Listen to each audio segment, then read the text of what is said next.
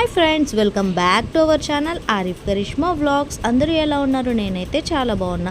ఈరోజు మా ఇంట్లో లంచ్ స్పెషల్స్ అయితే మీ అందరితో ఈ చిన్ని వీడియో ద్వారా షేర్ చేయాలి అనుకుంటున్నాను. ఫస్ట్గా అయితే వైట్ రైస్లోకి ఇక్కడ చూడండి కర్రీస్ ఏమేమి ఉన్నాయి, నేను ఒక్కొక్కటిగా మీ అందరితో షేర్ చేస్తాను. కోడిగుడ్డు ఆనియన్ కర్రీ వచ్చేసరికి ఇక్కడ నేను చూపిస్తున్నాను.